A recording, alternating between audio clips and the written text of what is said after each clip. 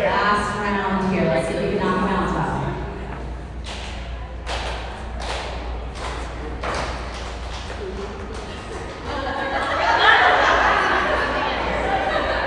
All right, good job, guys. Round of applause for the folks still standing. I love that by the end, it became fewer and fewer sounds and claps. Until I was like, yes, there. All right, good job.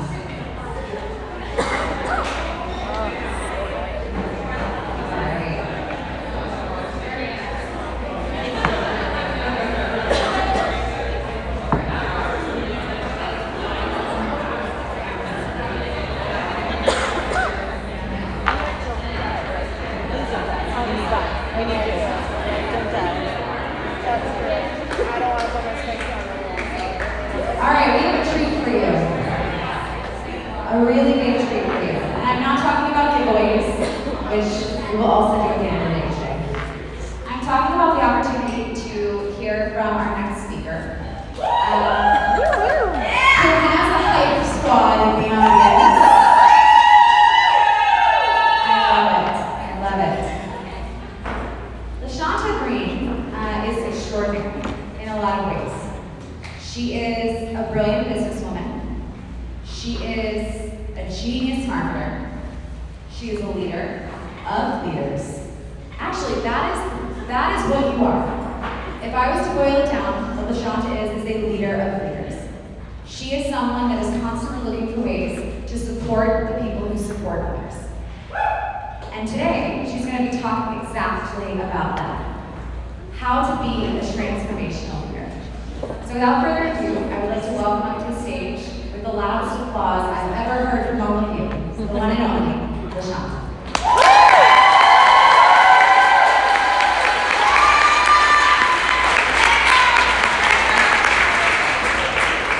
Thank you, that was too kind. Really. You know, at the beginning, we started with singing, and I'm going to end up singing because I cannot sing. So there's that. But what I'm going to do, how many of you have heard of the concept of transformational leadership? Okay. So, not a lot. How many of you have felt like you transformed during your time as a leader? A lot of you. Once we go into it, I think that you will find that you have, even the ones who haven't raised your hand. So, about me. I say that I'm like student. I've aced, faced, and failed during countless tests, trials, and tribulations. Yet I stay committed to being the change that I want to see in the world. That is how I describe myself in everything that I do. I look at everything as a lesson. Every obstacle is an opportunity to do better.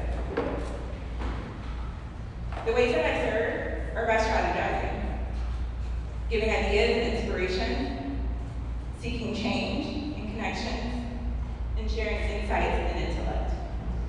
My background is in marketing and business development. I say I started my first business at 5 because the mobile home that we lived in, like my room looked like a drive-through window, and all the kids in the neighborhood would come by on their bikes, and I would sell them peanut butter and jelly sandwiches for 10 cents. So I had absolutely no clue of how to price things back then. And a ton of trouble. But in school, never got in trouble, always followed the rules. Only time I got written up was when I was selling candy on the bus or finding a way to go and make money. And entrepreneurship has always played a big role in my life. I graduated with an undergraduate in marketing and a concentration in entrepreneurial leadership. And I got my MBA in strategic management and economic development with concentration in entrepreneurship. So today we're going to talk about transformational leadership. Usually you only hear this topic, I'm shaking, kind of broke my heel in the Uber today. Usually it is a topic that is very academic. I've broken it down to have a community focus, but I'm going to go through it fast. Because I found that I love all the education I got in the classroom, but it's my conversations where I've always learned the most. And I want us to be able to have like one of the greatest, biggest conversations before we leave here today. So we're going to quickly go through types of leadership, the power of transformational leadership, and how to set a strategic foundation. And I'm going to go through it fast so we can have a conversation. But we did record this, so we'll get it in detail and we'll get the slides. So this is one of my favorite quotes. Who's familiar with Seth Godin? He's one of my favorites. He says, the best way to contribute to a community or a brand isn't by complaining. It's by making things better. Taking responsibility without authority, that's my favorite part, and creating a positive cycle of generous action. Leading by example, finding a small corner where you can make a difference, and then making that difference. I'm going to talk a lot today about my transformation as a Tuesdays Together leader. The picture on the photo, you see a lot of people in our large Houston group, is an example of leadership. That's me in the center. But on the right is the very first Houston Tuesdays Together meeting. And I also like to think of myself as a leader. Even though I wasn't onboarded, even though I didn't have a title, I knew I wanted to make a difference in the community. Even if that meant driving an hour and a half to go to those meetings, because there was nothing in the town that I was currently in. And I wanted to get away from the college students because I was in a college town. So I got to sit at my retreat. Simon Sinek, who has heard of him, another person I'm a big fan of, he says that leadership is not a choice, or is a choice, not a rank. And I like to say it's more than a role, it's a responsibility. So there are 3 types of main leadership, and we'll go through them briefly. The first one is laissez-faire. That's completely hands-off. Do what you want to do what you see fit, as a leader of the community, does as they see fit. Usually the most unproductive type of community. The second is transactional. It's a what's in it for me type attitude. People do things based on punishment and reward, also not very productive. And the last that we're going to focus on is transformational. And that's when people come together for a shared goal and mission, and they both want to see success in that together. And there's 4 components of it. Idolize influence. I know that influence has a different meaning in the social media world where it's not necessarily the most positive thing. But in result, like as it relates to leadership in a community, it means that you're looked at as a role model. And you're making an impact doing what you do in a way that's full of integrity and intention in every way you interact and in every way you implement. You do this by gaining trust, earning respect, walking the talk, leading by example, and being committed to the shared success while you're building relationships. Inspirational motivation. It sounds very similar to idolize influence, but the difference is this is the movement that happens. This is more than making someone say, oh, that's nice, but that's nice, and I'm going to do it in my own way. You do this by paving paths, inviting and involving, promoting, sharing responsibility, empowering, and engaging. The third one, intellectual stimulation. This is what we do every single month when we gather in our communities. This is how we challenge our communities through the activities that we come up with, through the conversations we go and we ask. How are we challenging the people who come to our meetings? And how are we getting them out of their comfort zones? You do this through challenging, innovating, ideating, facilitating growth opportunities, teaching, and experience. And the last one is individualized consideration. You lead in a way that takes into consideration the individual needs of the members who make up your community. You do this by serving as a mentor, helping them navigate their needs and overcome obstacles necessary for success. How many of you feel like you do those things? How many people feel like they need help with those things? You're not doing them, but you don't need help doing them. You do this by empathizing, showing compassion, encouraging, offering help, mentoring, and showing a sincere interest. Who is the leader who spoke up yesterday and then they talked about when they took over the chapter, they didn't want to see changes made for whatever reason? That person here. How many of you have a chapter where you have members who want things changed all the time and wish they could do things differently? Raise your hand. This is one of my favorite quotes. I love giraffes. It says you can't explain to a turtle a giraffe decision. And it's not meant to be insult or a dig or anything else. But it's turtles and giraffes live in the same place in nature. And giraffes are at the bottom. They're not any less than what a giraffe is. They look at things at the highest level of their vision, and a giraffe looks at things at the highest level of their vision. Sometimes, all of our community members have to do is show up on the second Tuesday of the month, which is a lot. But I think we all know that we put more than a week of the time into our meetings. How many of you would say you average putting about 10 hours a month into your meetups? 10 hours a month, 15, 20. But a lot more than the 2 hours that it takes to attend a meeting, or the 1 to 2 hours it takes to commute. It's not to say that the opinions of our community members don't matter. It's more to say they're looking at things at their level. They're not having to switch things up. They're not having to say to know the things in their business to make sure that the meeting runs right. They're not having to miss out on their Sephora appointment so they can be there to be instead of things extra. If you don't know, I always go, that's like my happy thing to do is go get my makeup done before doing a Tuesdays Together speaking. And last week I did not get to do that because one of my members was, I need you, I would feel more comfortable if you put in the code in the menu. So that meant just showing up like that.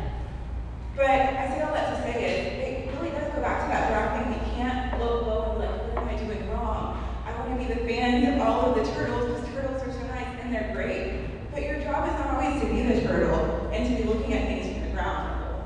And when you put your head down to look to see what the turtles are doing instead of keeping your head up high, you're not going to be in the position to steer your chapter in the way that you need to.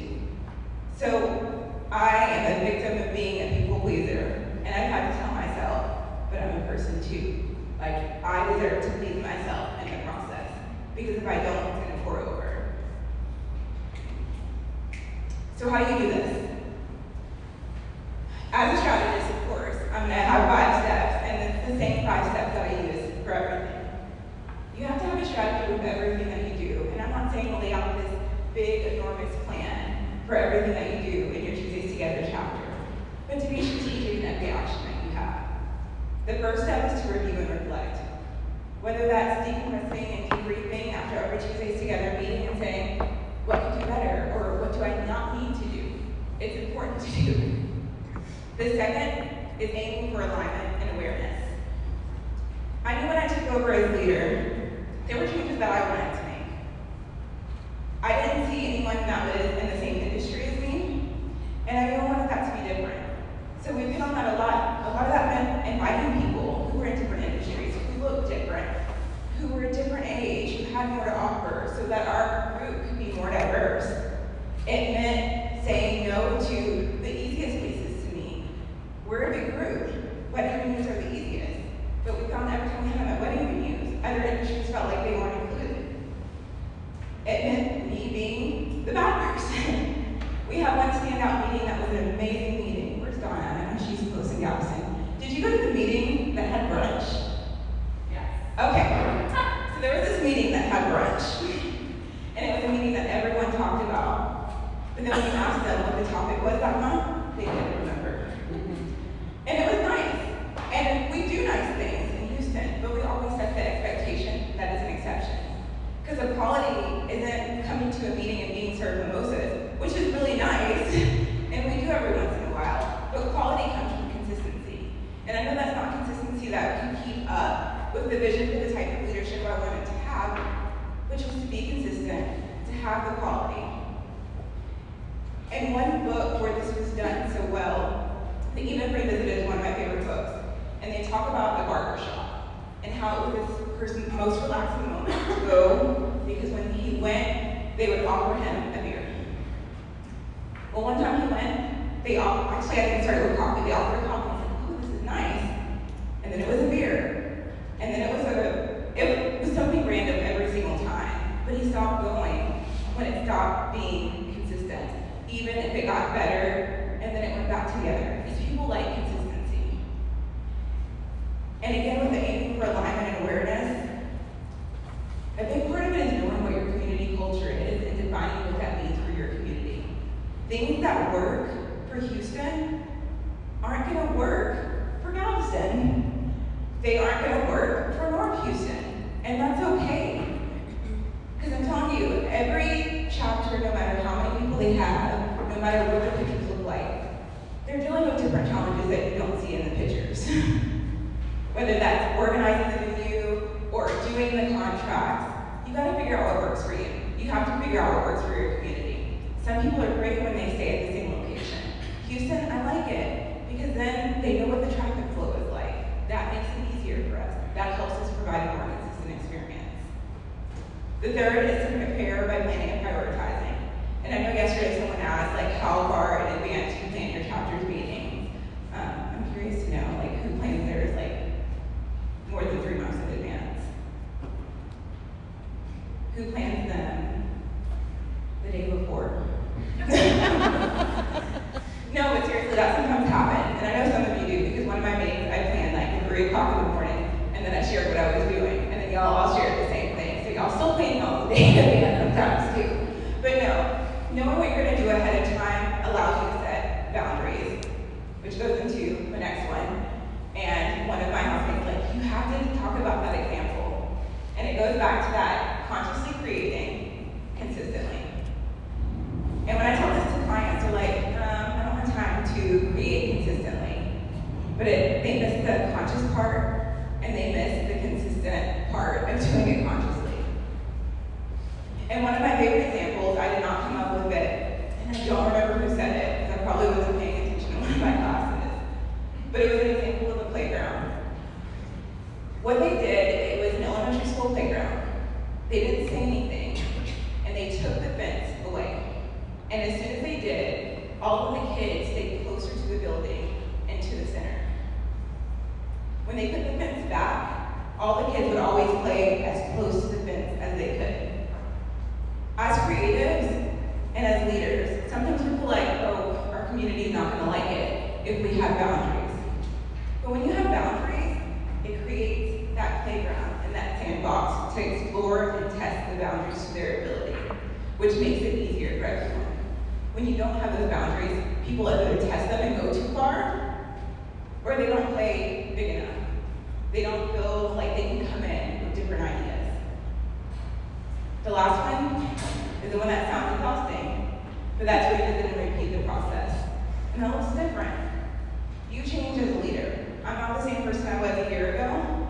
I'm not the same person I was a month ago. And I know I'm not gonna be the same person I was today, tomorrow. You have to always reevaluate what you're going through. So I ask you, what will your leadership transformation look like? And what leadership legacy do you want to leave behind? So, I said that I would share my transformational leadership timeline. It started off in Houston as a community member. I knew that I wanted to get into something, and I knew what I wanted it to be, but I needed to be in an area where I felt inspired. And I already looked very young for my age, so being at work and working at a college where everyone thinks that you're a student worker when you were a full-time employee, I needed a different escape. Like, I couldn't even go out without seeing students. Like, I just needed something different. So I would drive to Houston to go to Tuesdays Together meetings. I knew that I wanted to quit my job. And I know everybody's heard this story before. And when I thought about transformational leadership and illustrating it, I knew that I could start from the beginning, because that's how big of an impact Tuesdays Together has had on me. April 1st, I knew that I wanted to quit my job. My boss is one of the most supportive people that there is. In fact, the day that I quit, the second time, which I'll get to that, she's like, I plan on reporting this to all the upper leadership. And it was an article about why great people leave. Go ahead and tell them. It's yourself, but it's not them, it's you. You have to let people explore. You have to let people help. Back to the story. April 1st. Wasn't challenged at my job anymore. Dealing with a bunch of mean girls. I'm like, I just can't do this anymore. Like, I can't. So I go to my boss. It's 5:30, stays late.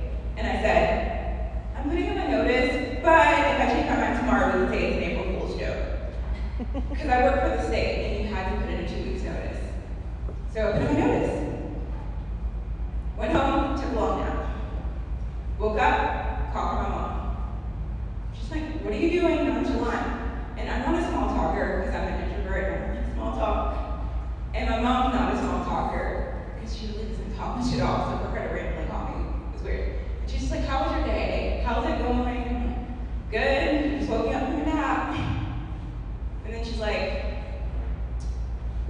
problem.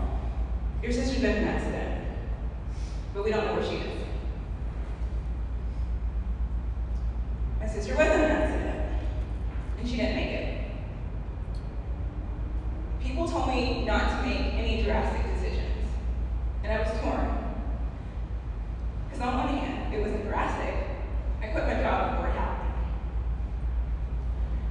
So I'm like, I'm gonna stick around here, because you know when you have your own business, insurance is really great. So I'm like, that's not gonna work out. I stayed for a year, I still didn't like it. I always say that some people have rich uncles. I did not have that growing up at all. So what's kept me going is I always said what I invested was my sister's unlived years, and I wanted to make the most of them. So after a year of still not being happy, I decided to leave my job. I transitioned into another one. Like, I have to do something different. Let me try something a little bit different. I stayed there for a few months. And then I'm like, I can't do this anymore. And it was crazy because being brave led to other opportunities. I ended up contracting with the company I left 3 months after I left. I got more responsibility. I got better pay. Sometimes other people don't see our potential until we step into our transition and we transform ourselves. And that was the biggest learning lesson that I got from that. Went to Houston, continued to get support, continued to meet great people.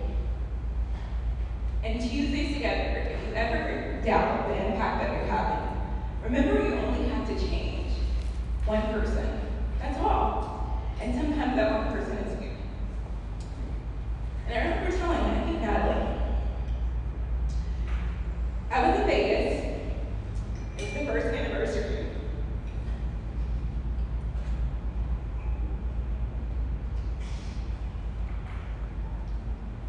Sorry. Of my sister's death.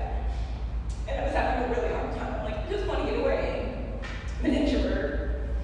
I'm an alone person. But I couldn't do it alone that night. And it was the second Tuesday of the month. And like, I can sit here.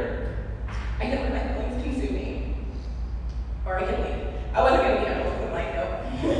I worked too hard for my money to go in this lunch. But I got on Facebook, and I looked up the Tuesdays together, and I'm like, maybe I'll be lucky enough in their meeting. And they were meeting that night. And that community poured into me. I wasn't a part of that community. I've never heard that community community. But that was the Tuesdays together community. And we all poured into each other. And we've heard stories like this before. I've seen them in DMs where members will reach out like, I haven't told my leader before, but I don't know what I would do about this group. So, you know, like you're having an impact. We see it all the time, like, I wish I could get more members to attend. I wish I could. You have to remember that sometimes we wear that on ourselves. The people who are supposed to be here are here. And that's what you have to remember. There are times like, oh, I wish people didn't have to leave early. I wish they had to. People who need to hear the message will hear the message.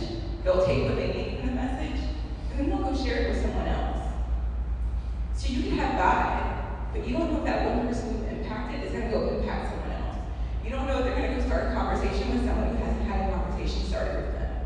You don't know what's going to make them talk to a struggle. That's the thing. Transformation happens so slowly sometimes that we don't see it and recognize it. There's teachers that I couldn't stand where I'm like, changed my life. One was like my teacher, Mr. Sandberg, which all of us did like at the end of all of his tests, he didn't have bonus questions. He had opportunities because he didn't want people just to guess at things. So if you got the question right, you got the bonus points. But if you didn't, you got points taken off. And I'm like, this is so dumb. But that's really what life is like. You can go after something. Sometimes it'll be rewarding. Sometimes it's not going to work out. It could mean a payment goes into default. It could mean you lose a friendship. That happened to me. You lose a lot of friends when you decide to become an entrepreneur. And I don't even know if you question if it was really a friendship. Because the most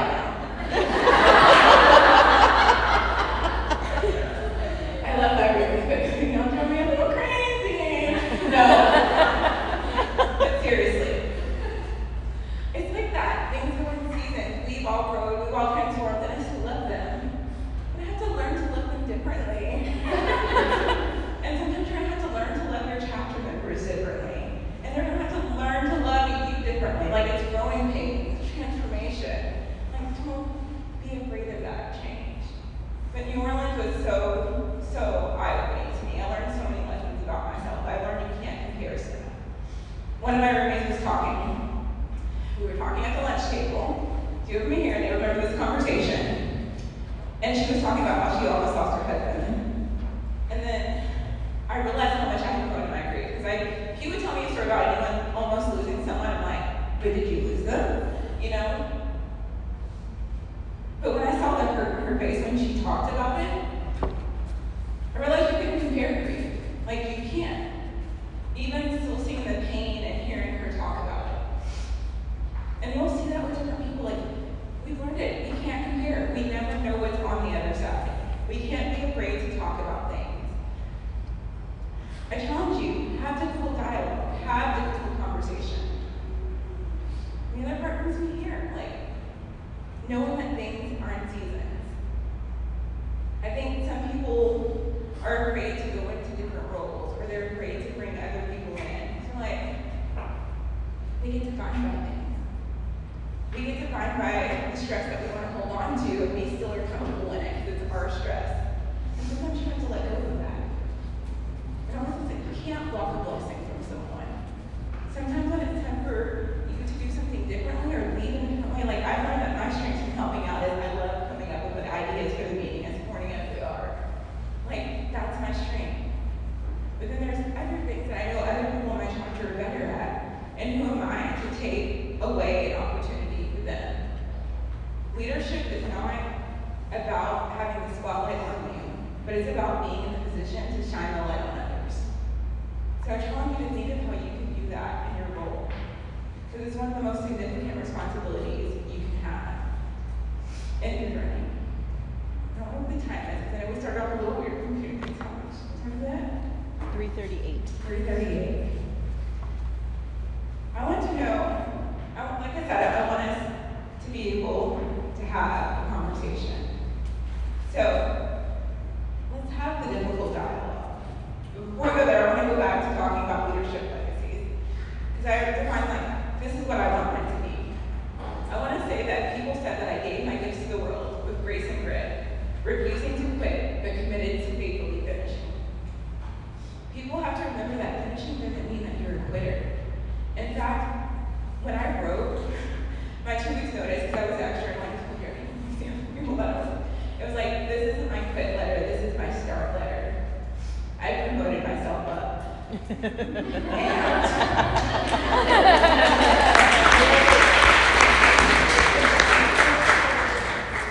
And I can tell you, like, I went to Office Depot, and it should have been a sign that I was kind of done, because in my cubicle at Office Depot, you could like buy the things that said Employee of the Month. And at the top, I put LTD Strategy, Employee of the Month, LaShonta Green, Employee of the Month, LaShonta, over and over and over again. How many of you walked away with some great ideas that you can incorporate into your chapter?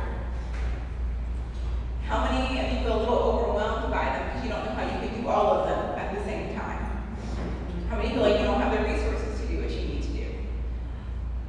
to do all the ideas? Remember, you have to start with one change to make a transformation. Use what you have. In business, I've always been a bootstrapper. That was the blessing of growing up with parents with no money. There are 2 things I always think about when I struggle, and it's the key, because I was completely a latchkey kid, to the point like I couldn't watch Scooby-Doo because my parents left for work at 4 o'clock in the morning. So I watched The Wonder Years because I was terrified of Scooby-Doo. And the second one, how many of you know those folders that like have little prongs in them? Yeah. Okay. I keep one of those in my bag to remind myself, use what you have. It's enough to make you happy if you utilize it right. And it's gonna sound like the craziest story, and it kind of was. And it was probably actually kind of dangerous too. I'm not crying again. There was a dance class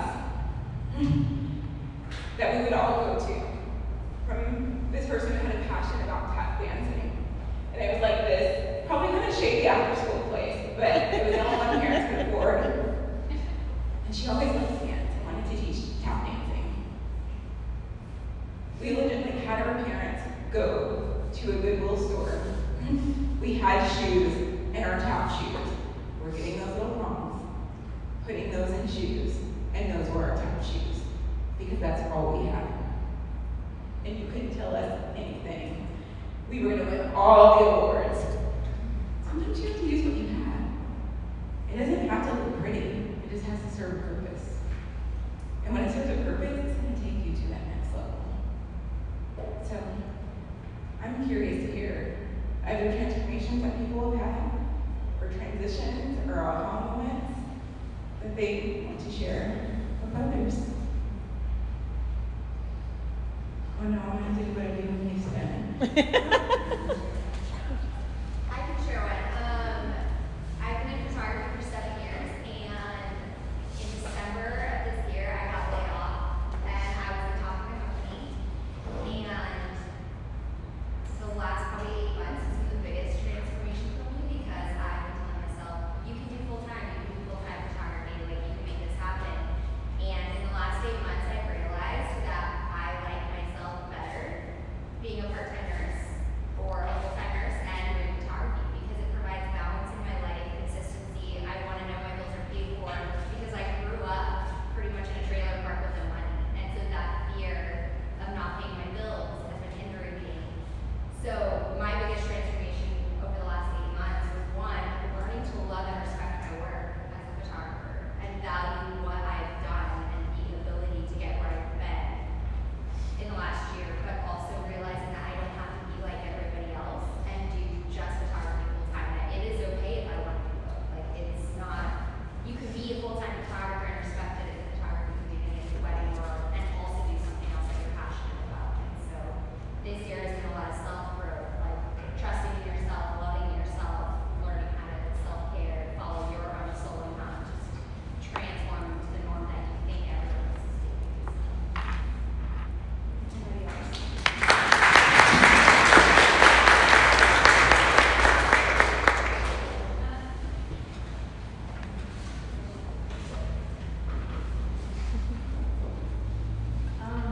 So when we started out, it was on the side, like most, and it was, I had a mindset of starting off as like, okay, we're gonna do this for us, like my husband and I we're gonna make it big or whatever, you know, like big dreams are.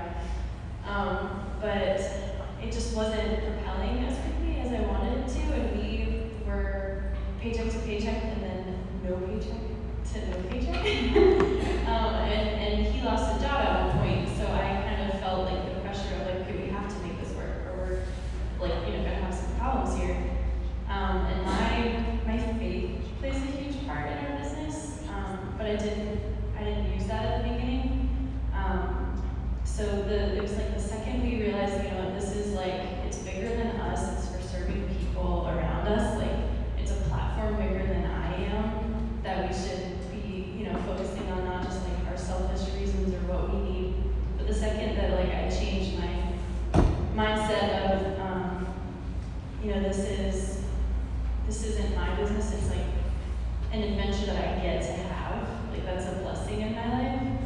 Everything transformed, and now we're both full time. Like it happened so quickly once I realized that, you know, it's not just like my selfish ambition. Like it's something I get to do that so many people can't or don't have the opportunity to do. And it's been really cool to see, you know, just the difference that makes day to day for us.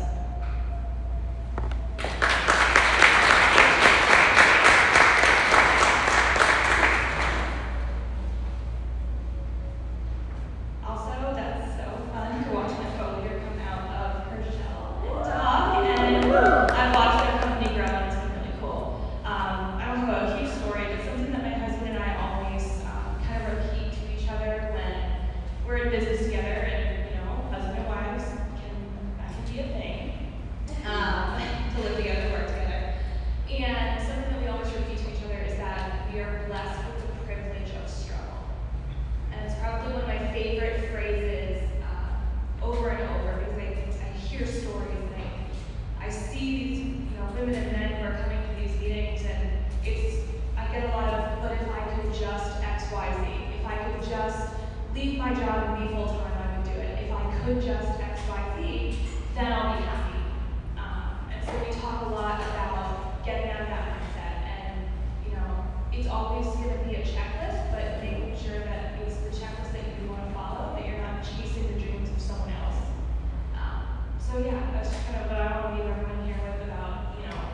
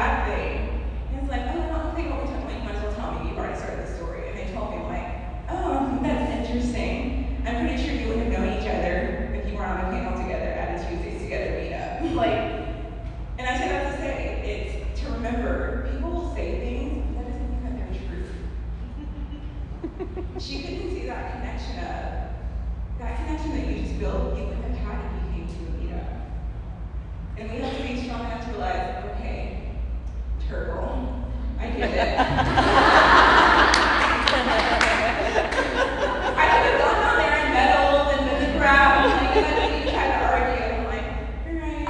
Or I could say it kind of like, you wouldn't know them. And that's like, again, it's not in an ugly way, it's even reminding ourselves, because a month in, I probably would have taken it to them, like, what I'm doing, like, we're not collecting accolades, we're connecting dots, we're connecting people. And I knew that I was doing those things. So, thank you all.